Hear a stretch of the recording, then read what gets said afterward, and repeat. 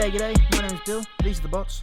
Welcome to the video. Today we're going to be taking a look at Transformers Studio Series Devastation Deluxe Class Optimus Prime. So a bit of backstory. 10 years ago, back in 2015, Hasbro and Activision teamed up to bring us Transformers Devastation, a single-player story-based G1-inspired video game made famous for its cel-shaded art style, and for leaving a giant cliffhanger which unfortunately will never be followed up on. Which sucks, as I would have loved to see these two in a video game. Bring it back to the modern era and Studio Series, the line which originally was made to give us definitive figures from the movies, has decided to start doing updated versions of characters from the War and Fall of Cybertron video games, in a subline known as Gamer Edition.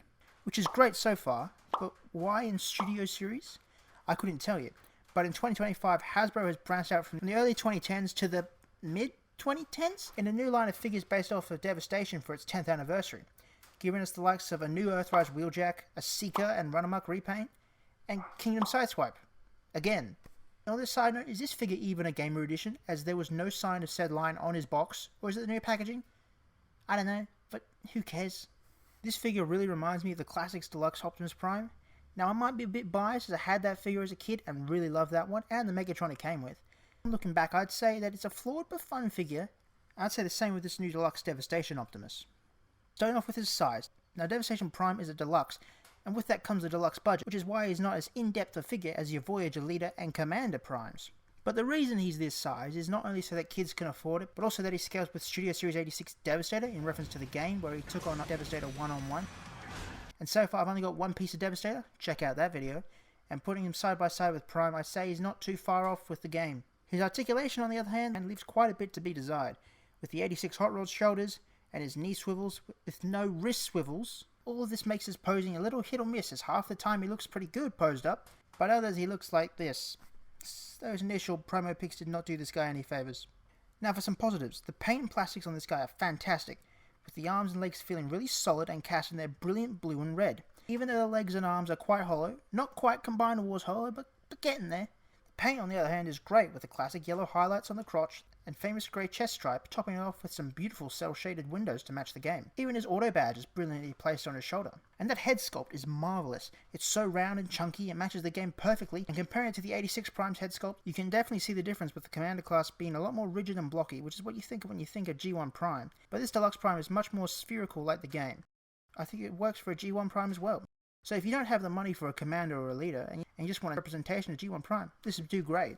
And yes, he does have wheel butt cheeks like the Earthrise one, which is a bit disappointing, as it impedes the waist, but it's not too bad. For accessories, Prime comes with his axe, which is, well, it's an axe. There's not much to say about it, other than the whoosh effect on the back that makes it look a bit goofy. Kinda wish that was detachable. And he has no rifle, even though he did use it in the game to my knowledge. But that can all be remedied by taking one of the many ion blasters that have been released over the years, and popping it in his hand, and there you go, that's better, isn't it? And finally, yes, he does have the touch. Even though it's a pain to get out, he does come with a little unpainted but nicely sculpted matrix of leadership, which he can hold to light our darkest hour. Oh wait, wrong guy. For size comparisons, here is SS Devastation Optimus Prime with SS86 Commander Class Optimus Prime, Earthrise Leader Class Optimus Prime, SS86 Scrapper, Age of the Prime Solus Prime, SS TF1 Sentinel Prime, a bunch more Optimus Primes, and finally the rest of the Transformers Devastation gang, and they look really good together. With the Sideswipe and Wheeljack repaints, Retro Bumblebee, and the Grimlock reissue, the entire Devastation team will be available in 2025. How about that? It's almost like they planned this.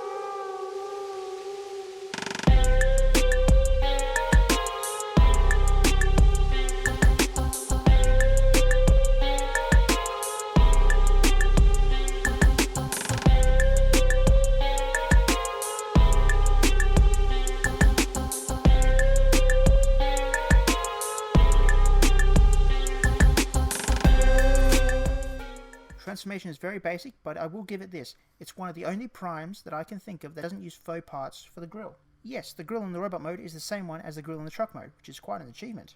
The only other one that springs to mind is, well, the G1 toy. Overall, for this truck mode, I'd say it's the same as I said for the robot mode. It's just like the Classics toy, flawed but fun. What with the comically tiny front wheels, and the head poking out of the back, and the messy truck bed. Although it's not nearly as messy as some others, it's mostly just the feet which are doing the best crab impression. And looking at the front of the cab, you can see where the hands fold in is looking a bit different to the rest of the red, as it's just the back of the hands which are molded in blue, painted red, so it kind of breaks the silhouette. The smokestacks are smokestacks, if not a little plain. Then on the side there's these little panels which swing around during transformation, which are really not the best to look at, as they're all hollow and grey. On the other hand, he does roll really well, as all rolling things should, and for weapon storage he can store the axe on the truck bed. Also, he does have a trailer hitch, which he can hitch a trailer to. I prefer the Earthrise one myself. For comparisons, here is SS Devastation Optimus Prime, Commander Prime, Earthrise Prime, and Scrapper. So overall, Studio Series Devastation Optimus Prime is a pretty decent figure, although I wouldn't recommend picking him up at full price. Probably pick him up when he's on sale. Very reminiscent of the old Classics Deluxe, and a tribute to the Devastation game from a decade ago. Overall, it's a flawed but fun figure. So I've been Bill, these are the bots. Until next time, have a good one.